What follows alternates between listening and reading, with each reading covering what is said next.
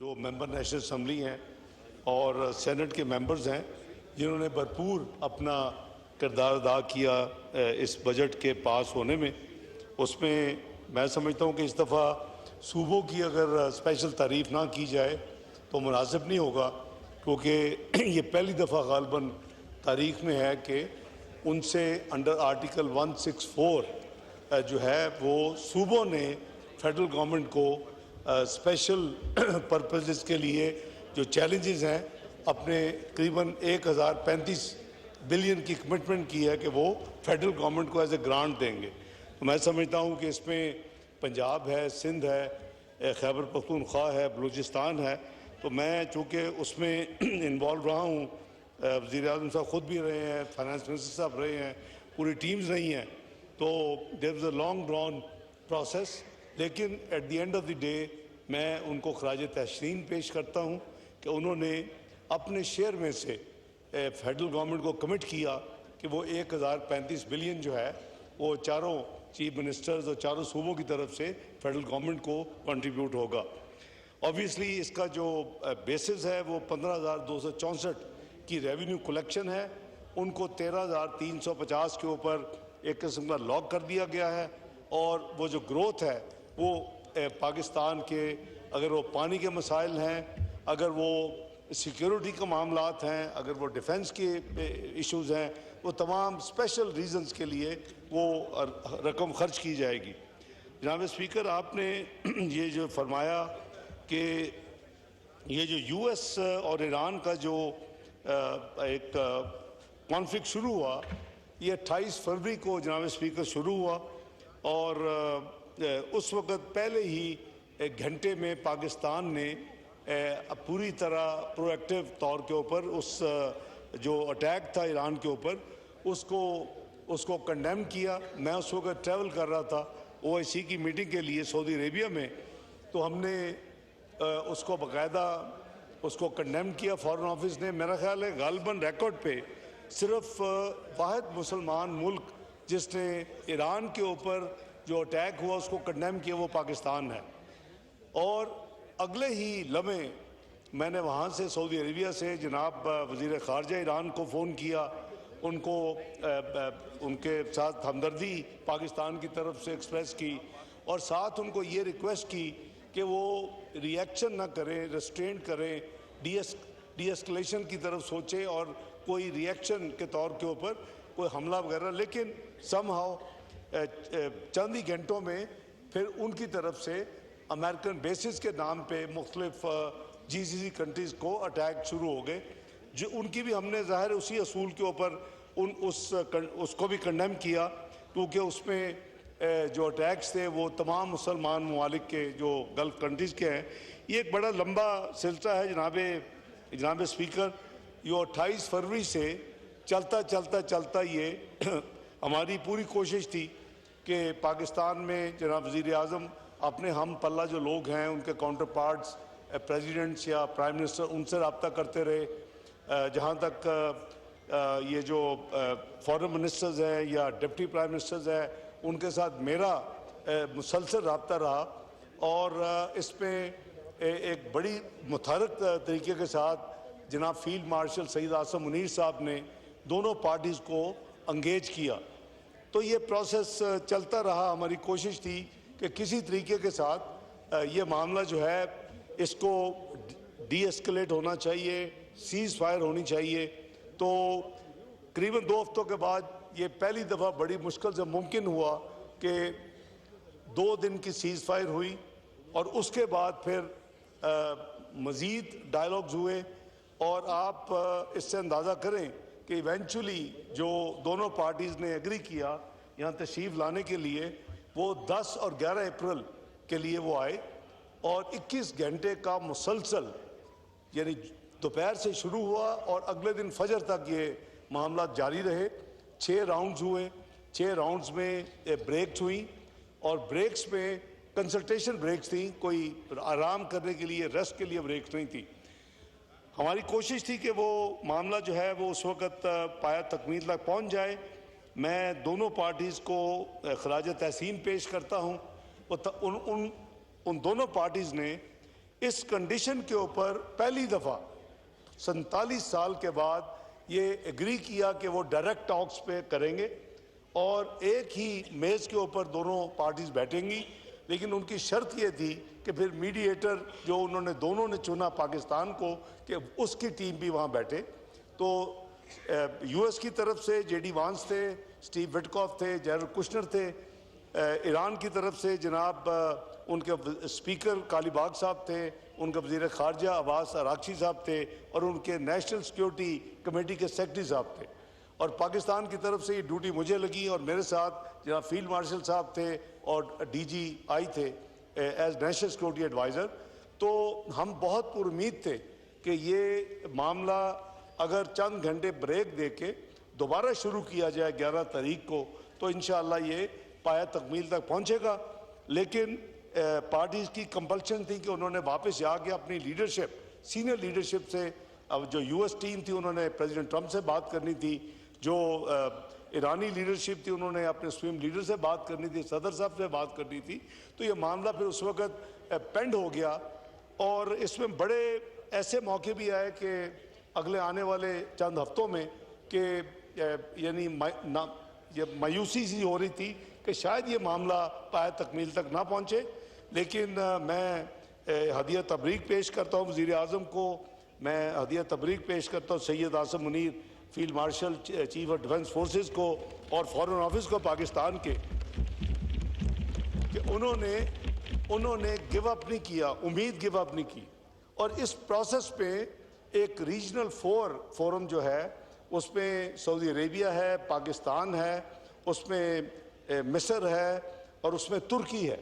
ये एक फोरम जो है वो भी बड़ी प्रोएक्टिवली एंगेज हो गया और उसकी अभी हाल ही में पिछले इतवार को चौथी मीटिंग जो है मिस्र में हुई, तीसरी मीटिंग इस्लामाबाद में 29 मार्च को हुई और उससे पहले जो थी वो इस अंतालिया में हुई और 19 मार्च को वो मीटिंग जो है वो रियाद में हुई। तो ये इस पूरे प्रोसेस के दौरान मैं आपको मिसाल दे रहा हूँ कि पाकिस्तान इंडिया की जब जंग हुई थी तो उस वक़्त मेरी करीबन 62 कॉल्स हुई थी अपने काउंटर पार्ट्स के साथ, यानी उस इशू के ऊपर जो वज़ीर ख़ारजा हैं दूसरे मुल्कों के। इस मामले में 28 फरवरी से लेकर जब तक ये साइन नहीं हुआ मेरी 152 दफ़ा अपने काउंटर पार्ट से बात हुई है दुनिया के मुख्तलिफ कैपिटल्स में और मुख्तलिफ वज़ीर ख़ारजा से और डिप्टी प्राइम मिनिस्टर साहबान से। यानी पाकिस्तान ने इस हद तक इस पर अपनी कोशिश की और अल्लाह ताला का ख़ास करम है, क्योंकि पार्टीज़ की जो पोजीशंस थी वो ऐसे लगता था कई दफ़ा कि अब कभी भी ये मुमकिन नहीं होगा। लेकिन अल्लाह ताला का मैं समझता हूँ ख़ास करम है, कौम की दुआएं हैं कि अल्लाह ताला ने पाकिस्तान को सबसे पहले ये तौफीक दी कि ये दो जो पार्टीज़ थी उनको एक मेज़ पे बिठाया 47 साल के बाद। उसके बाद जो सीज़ फायर पहली हुई, उसके बाद एक्सटेंशन हुई तीसरी। आप इमेजिन करें कि वो जो सीज़ फायर से पहले का वक्त था, जितने करीबन 2800 अटैक्स एक मुल्क पे हुए ड्रोन और मिसाइल्स के ईरान की तरफ से अमेरिकन बेसिस के हवाले से, लेकिन वो हमने देखा कि वो एयरपोर्ट्स पे भी हुए, सिविल ज़ाहिर है कोई निशाना गलत भी हो जाता है। और इसी तरह ईरान के ऊपर जो बमबारी हो रही थी वो अपने उस रिएक्शन में कर रहे थे जब वो उनको कहते थे भाई ये मुसलमान मुल्क हैं और इनको तो मेहरबानी करें आप ये ना करें। वो कहते थे जी हम अमेरिका तो नहीं पहुंच सकते, लेकिन हमारा हदफ जो है वो अमेरिकन बेसिस है, ये जहां इस्तेमाल हो रहा है जो सरजमीन हमारे खिलाफ हम उस पर अटैक करेंगे। तो ये एक बहुत बड़ा इम्तहान था और अल्लाह ताला ने बहुत बड़ी पाकिस्तान को कामयाबी भी दी। मैं आपको भी पूरे अवाम को 24 करोड़ अवाम को मैं हदिया तबरीक पेश करता हूँ, मुबारक देता हूँ। और मैं वज़ीर आज़म साहब की जो कोशिशें हैं उसको मैं दिल की गहराइयों से उनकी मुबारकबाद पेश करता हूँ। मैं सैयद आसिम मुनीर साहब को और उनकी टीम को मुबारकबाद पेश करता हूँ। मैं फॉरेन ऑफिस की अपनी पूरी टीम को मुबारकबाद पेश करता हूँ जिन्होंने थ्रू आउट द प्रोसेस इसको गिव अप नहीं किया। ये फिर फाइनली जनाबे वाला फैसला हुआ कि 19 जून को ये स्विट्ज़रलैंड में ये मुआहदा साइन होगा। ये कई राउंड्स की शटलिंग पाकिस्तान ने की, एक तरफ से उनसे लेते थे जो उनकी ऑफर्स होती थी, उसको अमेरिका में भेजते थे, अमेरिका फिर उस पर अपने अमेंडमेंट्स करते थे।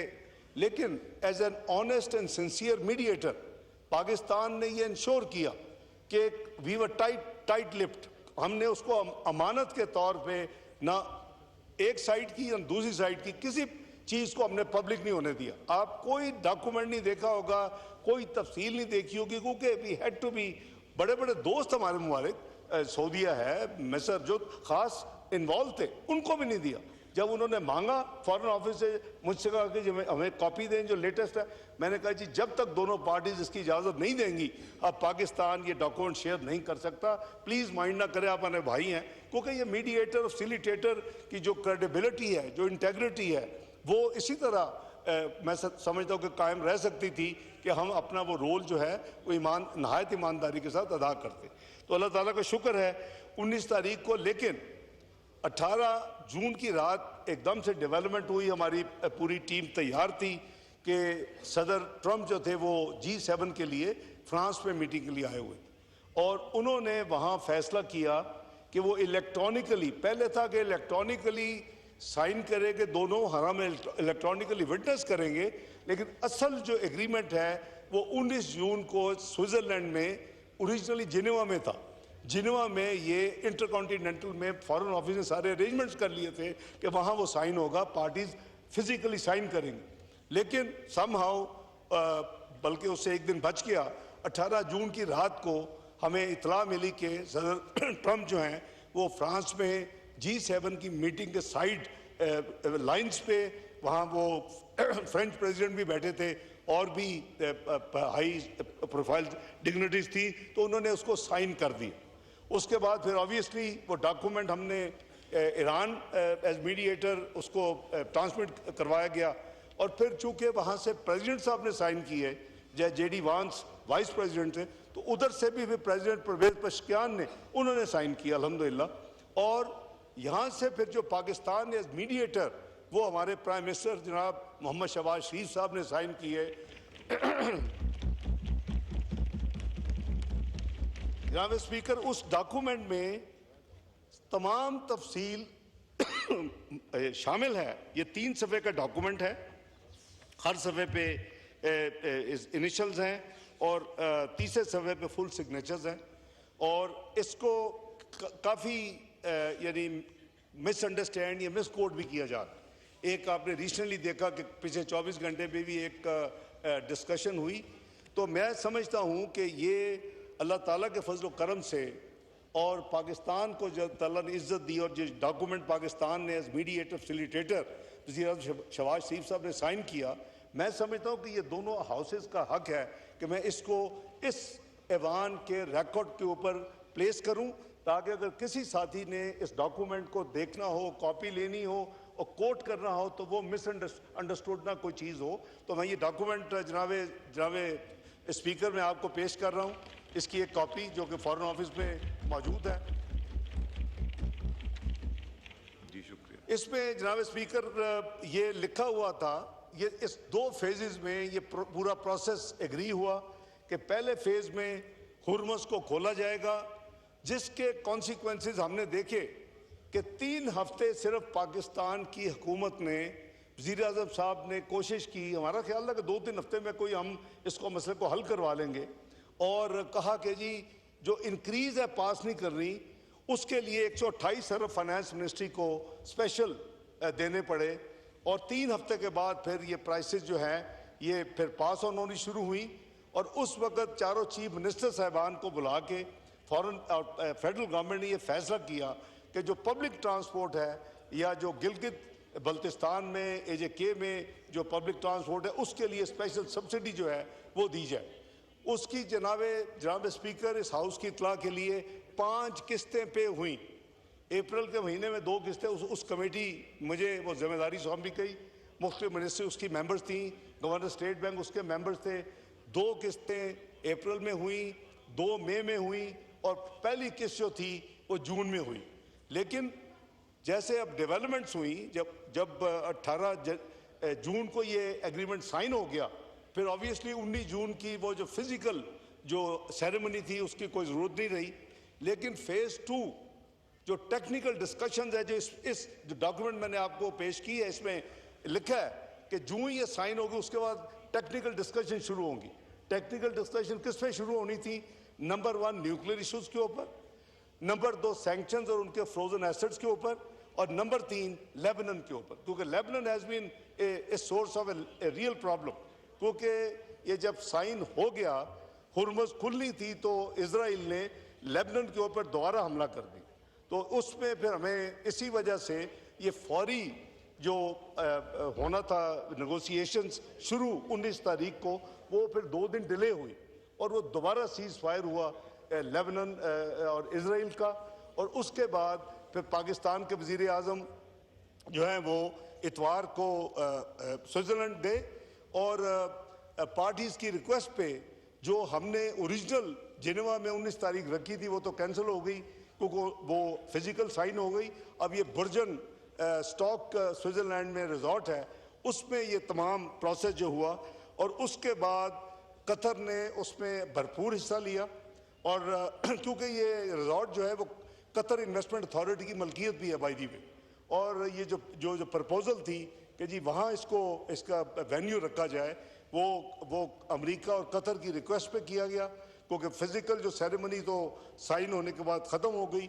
लेकिन जो पार्ले शुरू हुए जिसमें पाकिस्तान ने दोबारा अपना भरपूर किरदार अदा किया अल्हम्दुलिल्लाह, उसके नतीजे में फिर तीनों पार्टीज, उसमें बल्कि चारों पार्टीज मैं कहूँगा, उसमें यूएस और उसमें ईरान और कतर और पाकिस्तान, ये जो वर्जिन स्टॉक्स में जो सारा प्रोसेस हुआ इतवार को और पीर को, उसके नतीजे में जो 22 जून को एक अलामिया जारी किया गया, फुल स्टॉप कॉमा सब ने एग्री किया, उसकी कॉपी भी हमारे फॉरेन ऑफिस ने अपने वेबसाइट पे डाली, जो तय हुआ, ताकि जिन साथियों को, ग्लोबल कम्युनिटी को जो ज़रूरत होती है देखने के लिए क्या निकला, व्हाट इज़ द आउटकम, तो रोड मैप क्या है, आगे कैसे चलना है, तो वो भी मैं, अगर आप इजाज़त दें तो ये कॉपी भी मैं 22 जून की, जो कि स्विट्ज़रलैंड से चारों कंट्रीज़ ने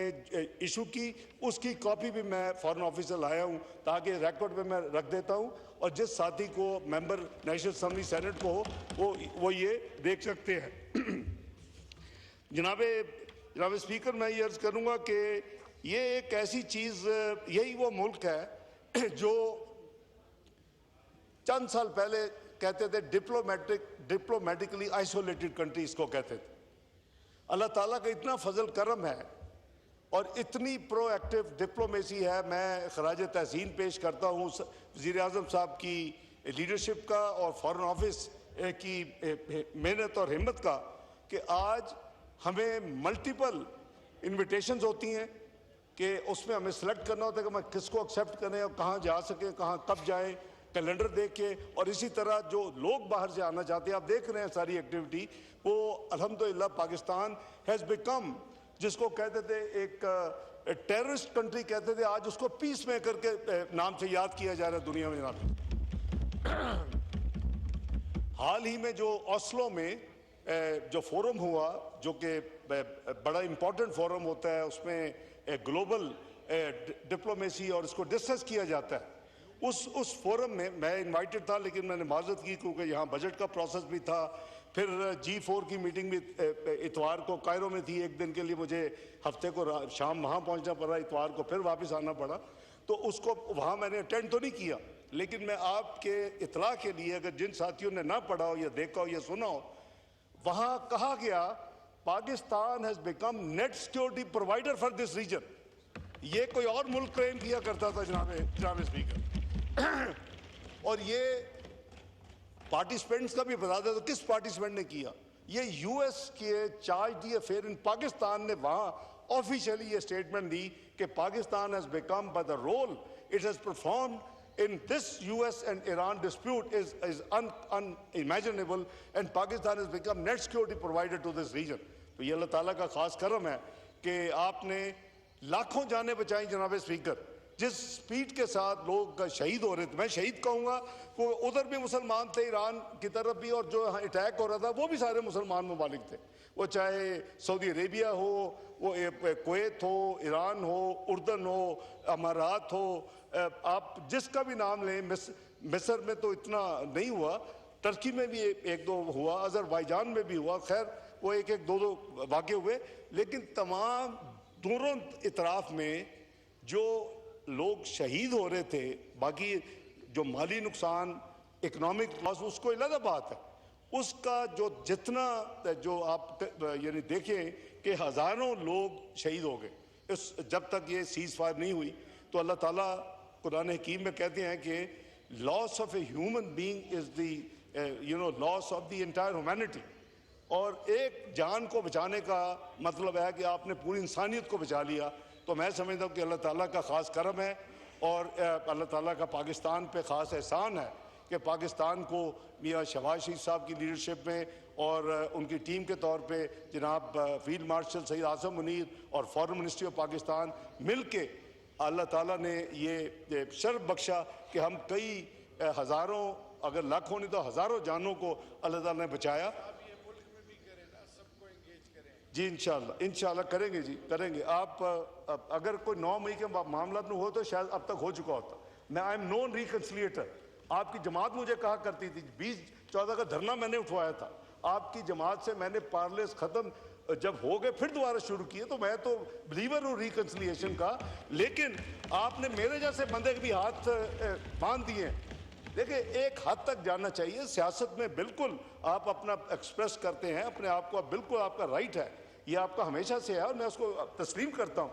लेकिन मैं ऑनेस्टली कह रहा हूँ कि आई एम नोन एज रिकन्सिलिएटर। जिस पार्टी के साथ मसला होता है मैं उसके साथ, MQM हो, पीपल्स पार्टी हो, GB का इलेक्शन हो, AJ के इश्यूज हो, मैं होता हूँ इन्वॉल्व।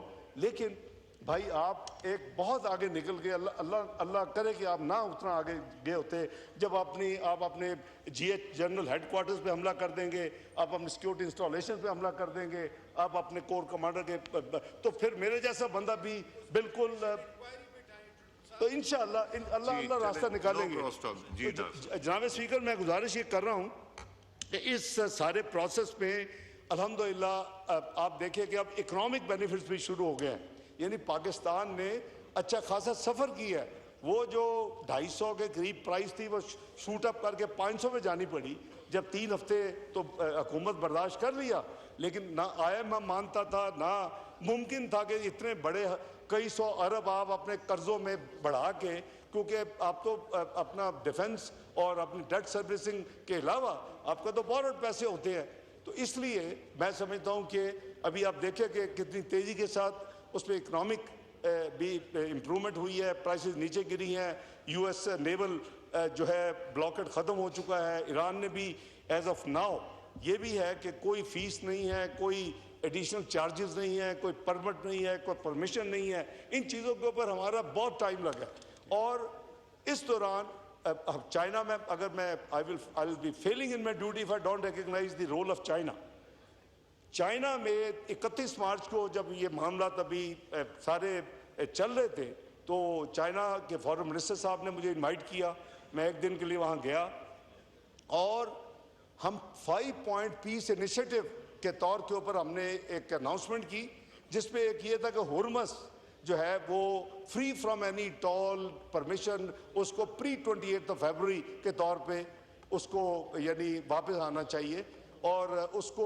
बहुत ग्लोबल पजीराई मिली जो पाकिस्तान और चाइना ने मेरी विजिट के ऊपर, हमने दोनों ने जो 5 पॉइंट का प्लान दिया, और जो दुनिया में इस वक्त रिकॉर्ड पे है। मुझे दर्जनों अपने फॉरेन मिनिस्टर्स के मुख्तलिफ कैपिटल से कॉलें आई, यूरोप ने उसको सपोर्ट किया, और पहले फॉरेन मिनिस्टर्स की मीटिंग हुई, हमने उसमें हिस्सा नहीं लिया। क्यों नहीं लिया? क्योंकि हम फैसिलिटेटर और मीडिएटर के तौर पे अपने आप को न्यूट्रल। कौमी असम्बली इजलास नायब वज़ीर आज़म और वज़ीर ख़ारजा मोहम्मद इसहाक डार इज़हार ख्याल कर रहे थे। उन्होंने कहा कि पाकिस्तान ने कशीदगी के खात्मे के लिए अहम किरदार अदा किया। वज़ीर आज़म अपने हम मनसबों से राबते में रहे। पाकिस्तान की कोशिशों से आर्जी जंगबंदी मुमकिन हो पाई। 47 साल बाद ईरान और अमरीका के दरमियान बराह रास्त मुज़ाकरात हुए। ना वो पार्टी बनने के मुतरादिफ होगा, तो हमें ये काम करने दो। उन्होंने अप्रिशिएट किया। इसी तरह इस प्रोसेस में बहरीन किसी और एक दो ममालिक के साथ मिल के हुर्मस के हवाले से रेजोल्यूशन लाई यूएन सिक्योरिटी काउंसिल में, पाकिस्तान ने एब्सटेन किया। लेकिन जब आप फैसिलिटेटर का रोल अदा कर रहे हैं, मीडिएटर का रोल अदा कर रहे हैं, तो आपको अपने आप को फिर न्यूट्रल रखना होगा। आपका अपना नेशनल व्यू जो है वो हमें सबको मालूम है कि हम वो चाइना के साथ मिलके 31 मार्च को पब्लिक कर चुके थे। तो उसके अल्हम्दुलिल्लाह उस हवाले से आज हमारे आपने देखा कि वो मुल्क जो हमारा ब्रदर मुल्क है, जिसके साथ करीबन 950 मील की हमारी यानी बॉर्डर कॉमन है, और जो पाकिस्तान RCD याद होगा बहुत साथियों को, जो शुरू हुई पाकिस्तान, ईरान, टर्की की, और फिर वो ये ECO में कन्वर्ट हो गई, जिसमें कई ममालिक हैं। और अब ये हाल है जनाब चेयरमैन पाकिस्तान की एक्टिविटी का कि OIC ने अपनी वुमेन कॉन्फ्रेंस जुलाई में पाकिस्तान हो रही है। OIC UN के बाद सबसे बड़ा फोरम है दुनिया में, मुसलमान, एक तो मुसलमान ममालिक का है, दूसरा साइज के हवाले से नंबर 2 है। UN के बाद ये 57 इस्लामी ममालिक इसके मेंबर हैं।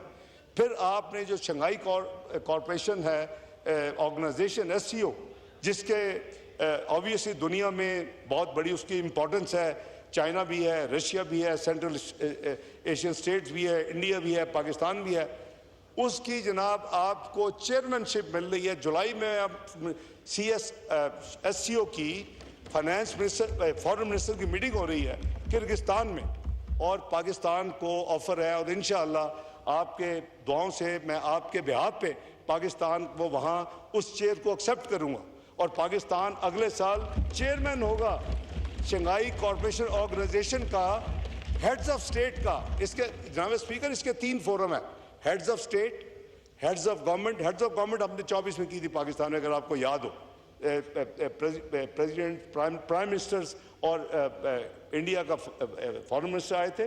जो पार्लियामेंट्री सिस्टम्स हैं, हेड्स ऑफ गवर्नमेंट में उनके फॉरेन मिनिस्टर जाते हैं, और जो प्रेसिडेंशियल सिस्टम है उनके प्राइम मिनिस्टर आते हैं। जो हेड्स ऑफ स्टेट है, पार्लियामेंट्री सिस्टम में उनके प्राइम मिनिस्टर जाते हैं, और प्रेसिडेंशियल सिस्टम के प्रेसिडेंट्स आते हैं। तो हम हेड्स ऑफ गवर्नमेंट अल्हम्दुलिल्लाह होस्ट किया हमने। ये हेड्स ऑफ स्टेट से मच बिगर फोरम होता है। इस पे अल्लाह के फजल करम से 2007 में आप मैं मेज़बान होंगे, आपके पास चेयर होगी, और पाकिस्तान में ये तमाम ममालिक के SCO के प्रेसिडेंट्स और प्राइम मिनिस्टर और ये लोग आएंगे। इसी तरह ECO जो है, ये जैसे मैंने अर्ज़ की RCD जो बना था जब हम पढ़ते थे, उसको जो कन्वर्ट किया गया, जिसमें और ममालिक शामिल हुए, सेंट्रल एशियन स्टेट्स के काफ़ी ममालिक है, तेहरान में इसका हेडक्वार्टर्स है, उसकी भी हमें चेयरमैनशिप किसी और मुल्क की बारी थी। उन्होंने कहा जी कि हम चाहते हैं कि पाकिस्तान उसकी चेयरमैनशिप मिले। हमने वो भी अलग आपकी दुआओं से कबूल की है, और इस वक्त पाकिस्तान 26-27 के लिए SCO का भी चेयरमैन मुंतखब हो चुका है अल्लाह के फजल। तो जनाब चेयरमैन, ये हमारी सब की हम्बल कोशिश, बुज़ुर्गों की 24 करोड़ अवाम की दुआएं, शहबाज शरीफ साहब की एज वज़ीर आज़म और खुलूस नीयत और मेहनत और शबाना रोज़ कनेक्टिविटी अपने हम पल्ला लोगों से, फॉरेन मिनिस्ट्री अपने तौर के ऊपर अपने काउंटर पार्ट जो है मुझे उनसे इंटरेक्टेड करवाती रहती है। तो अल्लाह ताला का जनाब स्पीकर बेपनाह करम है कि पाकिस्तान अब उस यानी पॉइंट पे आ चुका है कि जहां ईरान ने कभी ऐसी बात नहीं की थी। ईरान कहता है कि जब मुश्किल वक्त आया तो हमने देखा कि दोस्त क्या होता है, और दोस्ती का हक पाकिस्तान ने अदा किया। कभी आपने पूरी तारीख में उनके देखा था कि उनकी पार्लियामेंट में तशक्कुर पाकिस्तान, तशक्कुर पाकिस्तान, तशक्कुर पाकिस्तान नारे लगे? जनाब स्पीकर, ये मुआवजे से कम नहीं है। मेहनत बहुत करते हैं, बहुत मेहनत है, दिन रात मेहनत है प्राइम मिनिस्टर की, दिन रात मेहनत है फील्ड मार्शल की, दिन रात मेहनत है फॉरेन मिनिस्ट्री ऑफ पाकिस्तान की, लेकिन उसमें जो बरकत है, उसमें जो कामयाबी है, वो अल्लाह ताला के हाथ। और आप देखेंगे आज पाकिस्तान को टेररिस्ट से पीस मेकर कहा जा रहा है, पाकिस्तान को ऑस्लो फोरम के ऊपर कहा जा रहा है कि Pakistan has become net security provider, Pakistan को SCO की चेयरमैनशिप हेड्स ऑफ गवर्नमेंट की मिल रही है, पाकिस्तान को ECO की चेयरमैनशिप मिल रही है। और पाकिस्तान जो है वो अल्लाह के फल से इंतहाई खलूस के साथ इस सारे प्रोसेस में अपना किरदार अदा कर रहा है। आपको याद होगा कि सितंबर पिछले साल एक सऊदी अरेबिया के साथ हमारा मुआहदा हुआ SMDA, strategic mutual defence agreement. चूँकि मुझे मौका नहीं मिला, इतनी ज़्यादा एक्टिविटी दिन रात दौड़ में लगी रहती है जी, वो अल्लाह के फल से हर मुसलमान हमारा और हर मुसलमान 24 करोड़ आवाम का ये अकीदा है कि हरमैन शरीफैन की हिफाजत अल्लाह ताला हमें नसीब करे, और हमने किया भी है। जब भी वहाँ 1970s में मामलात हुए, जब भी हुआ, पाकिस्तान ने अपना फ़ाल रोल अदा किया। तो इनफॉर्मल तो हमारा वो रिलेशनशिप था, और दिल में हमेशा से है वो ताज़ीम, तकरीम, जज्बा शहादत, इवन अगर ज़रूरत हो हरमैन शरीफैन के लिए, तो अल्लाह ताला ने उसको फॉर्मलाइज किया गया। वो मुआहदा जो साइन हुआ सितंबर 2025 में, वो अल्लाह ताला के फजल करम से उसको एक फॉर्मलाइज तरीके के साथ एक सॉवरन पैक्ट हो गया। और हम उस हवाले से अपने भाई ईरान को सेंसिटाइज मैं करता रहा, अपने काउंटर पार्ट को, कि भाई हमारा एक सॉवरन मुआहदा है। अगर आप देखेंगे जो ड्रोन और मिसाइल अटैक्स हुए हैं, जो सबसे कम नंबर है, एक तरफ 2800 का नंबर है, दूसरी तरफ करीबन 150-200 का नंबर है, वो सऊदी अरेबिया है। और उन्होंने उसका उन्होंने लिहाज किया और उसका उन्होंने एहतराम किया जब उन्होंने कहा। तो बात यह है कि जनाब स्पीकर, अब हमें ईरान के साथ जो हमारे तल्लुकात हैं, अपनी कौम के लिए, अपनी आवाम के लिए, इसको ऊपर हमें इकनॉमिक अपने आप को इंटीग्रेशन, जो हमारी मार्केट्स की बात हुई थी, कि हम बॉर्डर मार्केट्स की बात आपको याद होगा, वो टेक ऑफ नहीं की, और कई चीज़ें हो सकती हैं। $10 बिलियन की बात हो रही है इस वक्त, $3 बिलियन के करीब हमारी बायलैटरल ट्रेड है, वो $10 बिलियन पे जा सकती है, और सबसे करीब हम हैं। और वहाँ जो जज्बा खुलूस है, आपने देखा कि जो यानी जिन लोगों ने ये शुरू किया था, वो बड़ी लंबी कहानी है, और वो डिप्लोमेटिक वो इंसाइट है, वो बेहतर है कि वो पब्लिकली ना बात की जाए। उनका कोशिश थी कि शायद रजीम चेंज हो जाएगी। वहाँ जो खराबी शुरू की थी और जो निकाला था, वो ऑब्जेक्टिव कुछ और था, लेकिन जब उसके ऊपर अटैक किया तो अवाम सारी उनके हक में कंसोलिडेट करने के लिए निकले। और जो अवाम निकली, जो रोज़ रात को मगरब से सुबह तक सड़कें भरी होती थी, उसमें ईरानी झंडे नहीं होते थे, पाकिस्तान के झंडे भी साथ अल्लाह के फल से होते थे। ये एक जो अल्लाह ताला ने करम किया है, मैं समझता हूँ कि इसमें सबकी दुआएं हैं, 24 करोड़ आवाम की दुआएं हैं। जैसे मैंने कहा कि वज़ीर-ए-आज़म शहबाज शरीफ साहब की खुलूस नीयत, उनकी मेहनत, उनका जज्बा, और सबका दोनों बहुत साइड है जी, उधर भी इधर भी सब पाकिस्तानी हैं, सब चाहते हैं कि पाकिस्तान का नाम रोशन हो। अल्लाह ताला, मैं सबको एक दफ़ा फिर मुबारकबाद पेश करता हूँ, और इंशाअल्लाह कोशिश करूँगा कि फॉरेन अफेयर्स के हवाले से ऑफ एंड ऑन मैं आपको अपडेट करता रहूँ। बहुत शुक्रिया। मैं